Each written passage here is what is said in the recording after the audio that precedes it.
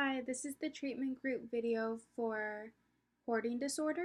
I am Dr. Danielle Hicks, and my client is Kiko Takahashi, and she's an 82-year-old woman. We only had one differential diagnosis, and that was hoarding disorder.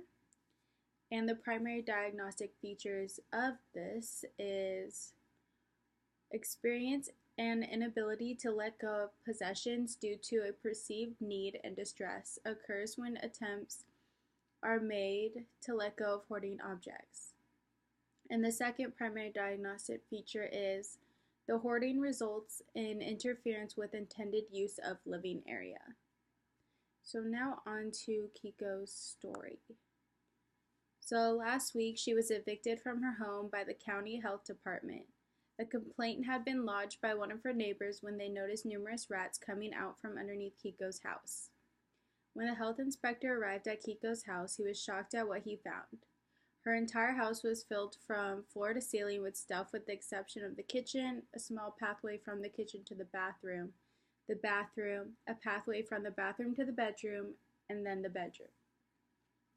Kiko has lived in the house for the past 25 years, and it appears that she hasn't thrown anything away. It turns out that she was living with rats and rat droppings, which was a real health hazard, so she was therefore evicted from her home and instructed that she could not return until the house had been cleared out. She was humiliated when she called her son to come and get her. Her son took her to a hotel where she resides today, while he makes arrangements to get the house cleaned up to health code standards. Kiko was from a prominent and wealthy Japanese family who resided in San Francisco at the beginning of World War II. She remembers her parents telling her that they are going on vacation to a camp. Kiko had lived a carefree life up until this point, but when her family's home was confiscated along with all of her possessions and sent to an internment camp, Kiko's entire world changed.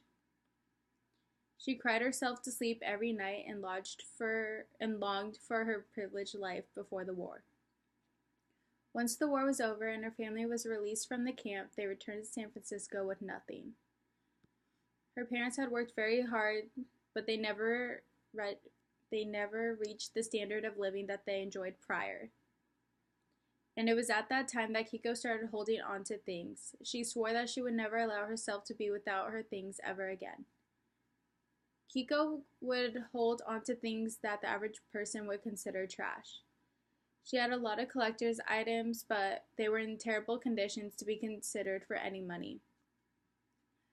Her son had tried to get her to get rid of the junk in her home, but bringing the subject up to her resulted in her becoming so panicked and hysterical that he finally gave up pushing the point. Her son no longer comes to visit in her house. All the time spent with her was either at his house or out on the town. He had not been to her home in almost 10 years and was shocked to see that the state of her house was in. Her son has decided to let his mother continue to live in the hotel since they clean it every day, and he makes sure that the housekeeping knows to throw away anything that looks like trash. Kiko refuses to see her son because she feels so humiliated and not worthy to be in his company, which is consistent with the Japanese culture. Her son respectfully honors her wishes to not see her. She comes for psychological assessment reluctantly as she believes that family shame should remain private.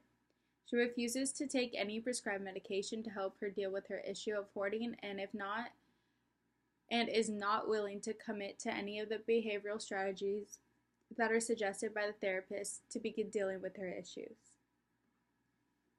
And that is Kiko's story. So now on to the multi-axial diagnosis. On axis 1, we have hoarding disorder. On axis 2 and 3, we have none. On axis 4, we have survivor of World War II internment camp, house condemned by health department, and we gave her a GAF of 48. For theoretical perspectives, we have 4. So first is behavioral perspective. The development of hoarding disorder may result from learning that engaging in hoarding behavior satisfies or alleviates a tension, anxiety, concern, or fear in one's life. Kiko, as a child, lost all of her possessions due to the war and internment camps, which made her very sad and fearful that it could happen again. The objects that she kept became a surrogate for the losses in her past. The faulty learning experience is operant conditioning, with her hoarding behavior being negatively reinforced. Each time she avoids letting go of her things, she also avoids the unpleasant feelings of pain, anxiety, and fear that results from letting go of her things. Also, she is positively reinforced when she looks at all of her stuff and she feels a sense of safety. The second perspective is cognitive perspective. At the heart of the hoarding behavior is their irrational belief that if one holds on to one's possessions, then one will be safe from whatever fear or anxiety is driving the hoarding behavior. Ever since her loss of her possessions as a child, she swore that she would never be without her things ever again. Next is biological perspective. She could have a genetic predisposition for hoarding disorder. The secretion of dopamine results in feelings of pleasure, thereby increasing the chance that the compulsion behavior will be engaged in again in order to repeatedly experience pleasure. She could also have a deficit in serotonin. She could have abnormalities in the frontal cortex of her brain, which creates problems in attachment to possessions and poor decision making. Finally is sociocultural perspective. Her experience with World War II internment camp led to her hoarding behavior, since she lost all her possessions during that time and then vowed to never lose anything again. Also, her Japanese cultural background, dealing with pride and honor, also lead her to not seek much help with her condition. And that's the treatment group video for hoarding disorder.